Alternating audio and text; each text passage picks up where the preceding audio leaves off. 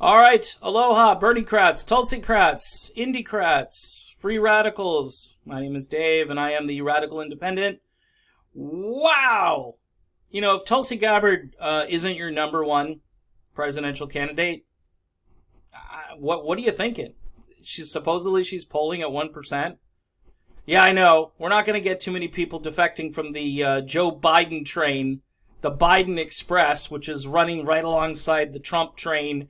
And they're both running on the same track for the most part, doing the same stuff, you know, taking big money, all that stuff that they don't like Trump. They just want a nicer president. And Joe is a nice guy. And he's really hands-on. Sorry, had to throw that in. All right, and be prepared. This video will be demonetized by YouTube, which of course is closely aligned with Google. Owned by Google, and hey, when you do the mandatory, what do they call that? The manual review of this video, have compassion on me, will you? I'm getting like 1,000 views, 2,000 views. Can I have like a buck or two? And by the way, for those of you who might feel sorry for me, there's Patreon, okay? And then not only is there Patreon, but I will put in a PayPal email address in the description box of this wonderful video. Folks, this is crazy good. This is crazy good. Democratic presidential candidate Tulsi Gabbard sues Google for $50 million, alleging free speech was violated. Google suspended her ad account right after the June debate. Wow. This is, I tell you what, the allegation in and of itself, I don't think they would be throwing this allegation out there if it weren't true. But man, talk about Big Brother, huh? And not only that, well, we can't have, again, we're a bunch of Russian bots and conspiracy theorists because we show up and we say things like, I don't think the mainstream media likes Tulsi Gabbard. I think they're trying to kind of squelch her campaign. They're really trying to pretend she doesn't exist. You know, I was surprised the other day, Tulsi was on The View, and The View was so much more, like, receptive and decent to her. And Tulsi just hit it out of the park. Even Meghan McCain was like, our only combat veteran. And yeah, she's got unique experience for this, and she's starting to really throw her resume out there, and good.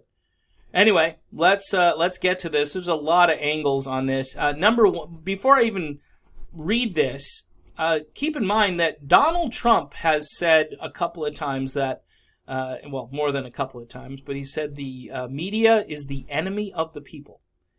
And the media, how do they react? Well, he's a dictator. And then you hear things like, well, maybe we ought to bring back some of those slander laws and things that are on the books that we really don't enforce, because if you're lying about somebody, there should be libel laws out there. And I've said this on Twitter and in other places. You can't just, say stuff that's not true about somebody over and over again. I get that you do get free speech rights, but if you're lying and it's affecting somebody's life or their livelihood, there has to be consequences. I mean, somebody has to be able to prove something before they can continue to keep saying it. They can make allegations. They can say, well, there is speculation. I mean, you have to be able to frame it. But you're getting just flat out lies now. And anyway, Democratic presidential candidate Tulsi Gabbard has filed a $50 million suit against Google in which the Hawaii representative claims her free speech rights were violated by the internet giant when it suspended her campaign's advertising account following a Democratic debate last month.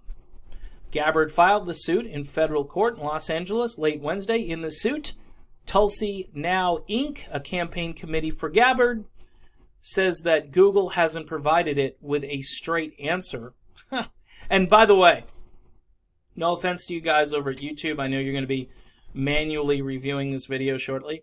You guys, there's no real communication system. Like, for instance, say they review this video, and they come back and they say, well, we've manually reviewed your video, And we've determined that it isn't suitable for advertisers. So you can't come back and ask them and say, okay, so what was it in this video so I don't do it again? What was it in my video? See, the arbitrary nature of what this is very frustrating. It's the moving target thing. Like, how do I hit a moving target? Some days they're nice to me. Some days they're not so nice to me. And, they're going to blame it on the algorithm. Well, the algorithm went off. How did it go off on the night of the campaign? How did it go off after the presidential debates, rather? The account was reinstated and is currently active. Really? Well, that's nice that it's currently active. Oh, look, she's only polling at 1%. Gabbard, who's been polling at around 1%. So the implication here, of course, is, well, this is just a stunt. Tulsi, stunt double Tulsi Gabbard.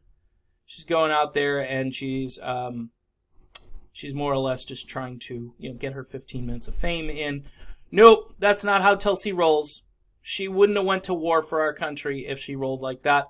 She wouldn't have served, and she wouldn't be a major in the National Guard and so forth if she was a fake. She's not a fake. She's not a phony. She's got the best resume of any presidential candidate. Polling data, really? You mean that accurate polling data that predicted Hillary would win? Like 95% chance Hillary Clinton will win. Gabbard's at 1%. Okay, we'll take what you say. Hey, 1%. So what you did certainly didn't help her go from 1% to 3% or 5%, did it? No. And, she could say, look, I should be more than 1%, but you guys shut me down. So, be careful with what you say in articles and how you kind of parse it out. Because this is evidence that, yeah, if Google didn't shut her down, she might be at 3%. She might be at 10%. We don't know, do we? The campaigns, or the candidates' campaign wanted to capitalize on Gabbard's spike in interest. Well, yeah, but said Google shut down advertising efforts just as searches about Gabbard reached a peak. So imagine this. This, by the way, what I'm about to say, please don't belittle or make fun of it. This is the difference between being an asterisk in the 2020 presidential campaign and being the president of the United States in 2021. And the reason is the trajectory of your campaign. Ask Bill Clinton. Comeback kid was done, roasted, done, but hung around, built momentum, and became president. Is that good for our country? In that case, no. But it just shows you, Jimmy Carter, too, for what I remember, was polling at like 1% for a very long time and then emerged because he kept being the alternative to the alternative to the alternative. And these other people were just these old-time politicians. And Carter was this peanut farmer from Georgia, and he was kind of a populist. And, turned out that he wasn't a great president, but he won. Anyway, Google shuts down the advertising efforts just at the peak, and the lawsuit alleges that Google might have. Okay, so this is just funny the way these things are worded. I don't think they'd be going. This is how it should read. The lawsuit alleges that Google took down Gabbard's ad account due to her stance on seeking greater federal oversight of many large tech companies that have access to troves of individuals' personal data. Not only the personal data stuff, but censorship. That's a big one. Monetary censorship. Well, Dave, you stop doing your video, because I've told people I've been very discouraged because I do a video and they go, well, you got to do it for free. Really? Because this is kind of like my livelihood. I'm doing this. I got my other channel. So this is how I make money. Well, you're going to have to find something else to do. Well, I can't. I take care of a 5-year-old. I have other obligations that it makes it, I'm a stay-at-home kind of dad. So this is what I do. All right? Anyway, for hours, as millions of Americans searched Google for information about Tulsi, and as Tulsi was trying through Google to speak to them, her Google Ads account was arbitrarily and forcibly taken offline. By acting to silence Gabbard at the exact moment when her speech was most important and most ready to be heard, and in the single most politically charged context in the United States, a presidential election campaign, Google violated the campaign's federal and states' rights to free speech. Google didn't immediately respond to a request for comment on Gabbard's suit. All right, this isn't a stunt. This is, Donald Trump talks this game about, hey, I'm gonna start to go after these people. We're gonna have meetings. We're gonna have roundtable discussions. This is a gauntlet. This is being tossed down, and there are people across YouTube right now that don't know who Tulsi Gabbard is, but are doing this. They're doing because it had to happen.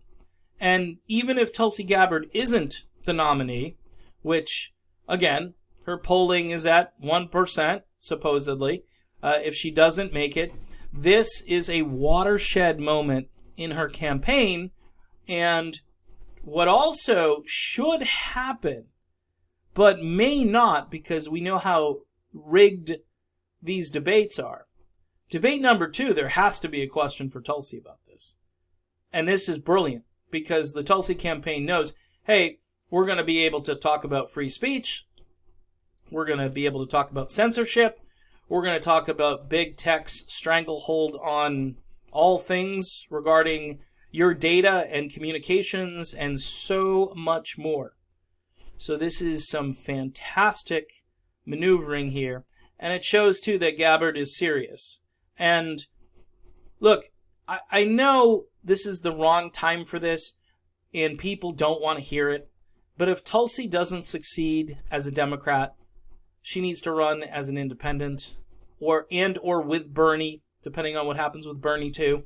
If somehow Biden is your nominee, you've got a dud facing off against another dud, Trump, and you've got these highly energetic candidates, both Tulsi and Bernie, who have these huge numbers of just regular people volunteering and donating money and time.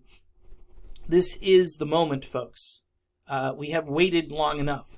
And this could be the catalyst to make people really start to think, hey, do I want free speech? Do I care more about stupid identity politics and a Russian collusion hoax?